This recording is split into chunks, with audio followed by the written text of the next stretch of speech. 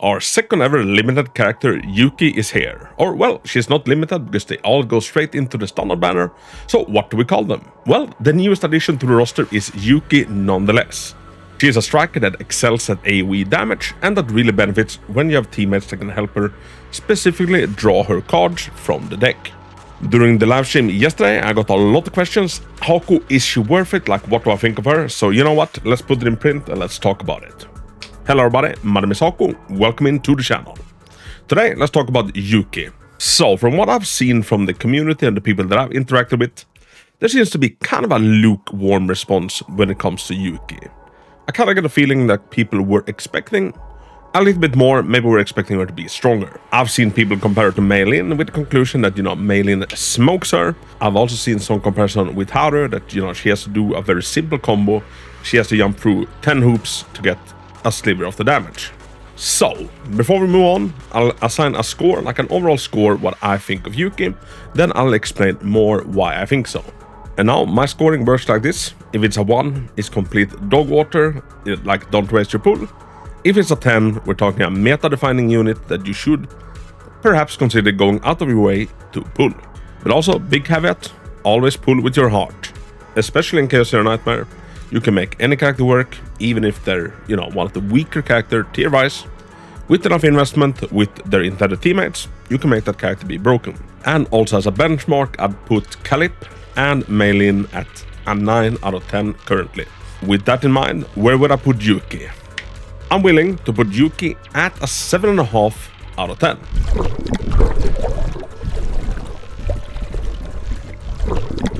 I think that's slightly higher than most people, and I'll explain why. I think Yuki is great. She's not a meta beast, but she's one of the best and most convenient characters to bring whatever content I decide to do. Now, like I said, I've seen a lot of people compare her to Mei-Lin. I've also seen some people compare her to Haru and, mean that she comes in behind. I'm not sure if it's like super fair comparisons because their kits are so vastly different. So what Mei-Lin is that she is the strongest single target like damage nuker in the entire game. She is very single target focused. She doesn't have a single like AoE card in her deck, which for me personally, it makes it a little bit annoying to like take her on a chaos run, because when I encounter 5 enemies, I have to kill them one by one. Meanwhile, if I take Kalip, I can just take them all out in 1 or 2 attacks. And speaking of Kalip, she's a very AoE focused character instead. All of her cards are AoE, meaning that the content she excels in are a bunch of small minions or like several minions because she does as much damage on them as she would on a single enemy. So, main character Kalip, for example, she can be a bit annoying to bring if, I'm just killing hard single target bosses, because that takes a while. Now, a perfect team, you would pair up Mei-Lin and Kalip. Kalip takes care of the AoE, Mei-Lin takes care of the single target, and that's actually a very potent team. However, in Yuki's case, she's kind of a mix on both, with a little bit more leaning into the AoE attacks. Now, her really cool and awesome attacks, like Flash Slash and Iceberg Cleave, they are both AoE damages. And they both also have some absolutely insane epiphanies. Some of these attacks are single target. Rapid Slash, I kind of feel like you should get rid of, but Longsword Slash and Trickery Strike, they are single target. So I would say that she's an AoE focused character with some single target tricks up her sleeve, and also some epiphanies that also like can pivot her into like either one you want. So having a pure single target Yuki might be wise, and also having an AoE build depending on what you're going up against. Now her damage is actually quite frankly fucking insane once you get going.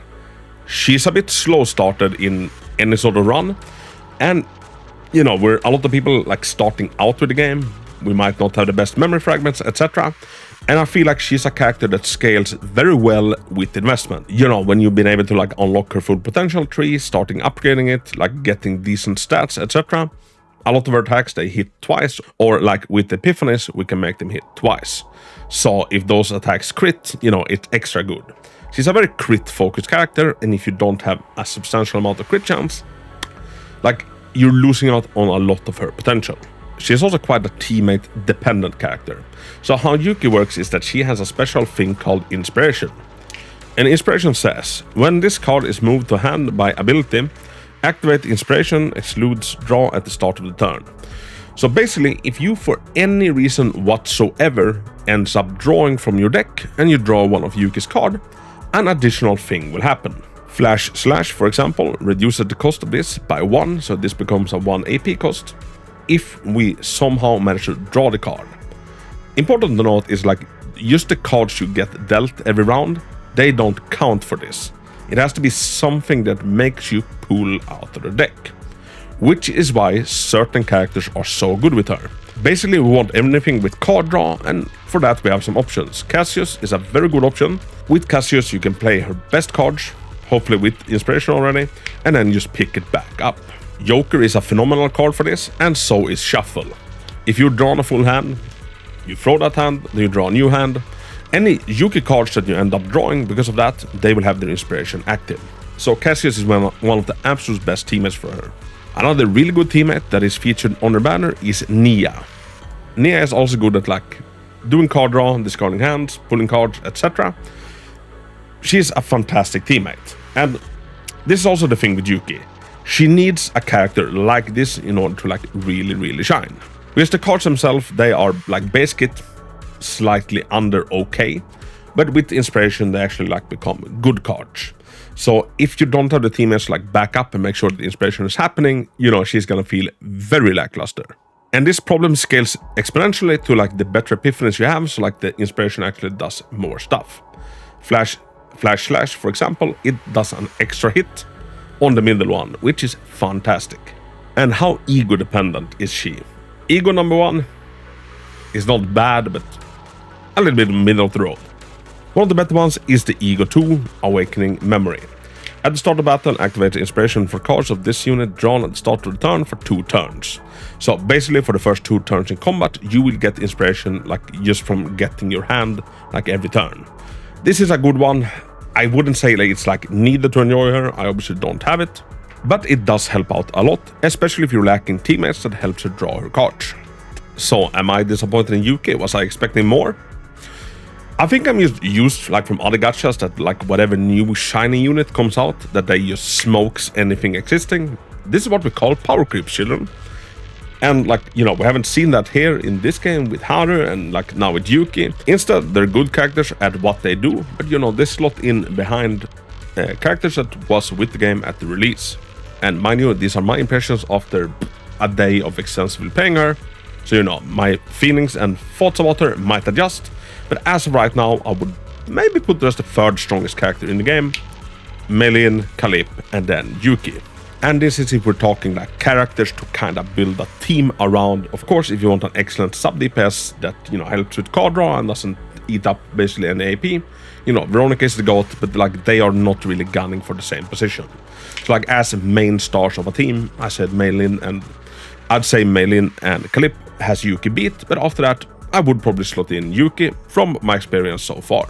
And I actually set it up as a challenge for myself if I could clear Laboratory 7 with Yuki kind of as the main star of that team, which I did manage to do. The full run of that is pinned in the description if you want to watch it. So if you haven't managed to pull Yuki yet, you know, should you top up or like, you know, spend all of your crystals or like really grind out everything you can in order to get her? She seems like a character that your account will be super fine in skipping, but also if you really like her design, I do, and you want to go for her, I don't think that you shouldn't. So my shtick is always pull with your heart, pull the characters that you vibe with. Yuki brings her own unique vibe and playstyle, and I could see some people, you know, finding their absolute favorite character in Yuki. And I do think that she is a bit of a sleeper hit. She is a character that like a bit underinvested without the perfect teammates and without good memory fragments. She feels lackluster. Once you kind of have that sorted, then she really starts to pop. So, as of right now, 7.5 out of 10. I could see her like rising substantially if we get like the 5-star version of, say, Cassius or Nia. Like a 5-star that really focuses on like card draw and like enabling Yuki. Like I could see her being absolutely crazy if that happens. And maybe that is the plan. As of right now, we have very little information what the characters like coming up ahead are actually gonna be doing. Oh, before we end, let's also touch upon partners. So her best in slot partner, let me take myself away from for a second. Her best result partner is Westmacott. This is a fantastic partner. I've obviously got it. I pulled it on the banner. This is just great. The EP is fantastic, and for a lot of it, I like that more than her own signature ultimate. Now, apart from Westmacott, I will say that I feel like, you know, the wide array of available good partners is a little bit on the slim side. So perhaps I would say that she is a little bit partner reliant. Also, if we look at the save data, there are some new cards in play, or sorry, some new items in play that is like very specifically targeted for her, or Haru also, I guess. And we have some really crazy equipments like these ones. Dopamine injector, for example, fucking great. And like on a lot of runs, I managed to pick up like really like good things like this. And like I still don't feel like she maybe, you know, pops as much as she should. Maybe it will come, you know, once I manage to get my Cassius stuff up to gear as well. Alright, these are made to be short and sweet, so I'm not gonna ramble on for too long. Everybody, let me know down below, what's your thoughts on Yuki, what would you rank her, and what's your experience with her? Are you happy, or are you disappointed? Let me and your fellow community members know. And as always, thank you so much for watching. If you want more Chaos Zero Nightmare content, make sure to subscribe to the channel. I also cover a lot of Zenless Zone Zero, so if you're interested in that as well, hit that bell notification. Also, pop into the Discord, we have a Chaos Zero Nightmare section, and, you know, a bunch of other gacha games in there as well, and we have a lot of fun, and we also have a pet channel. Whew, enough plugging. Everybody, thank you so much for watching, have a big hug, until next time, Hako out.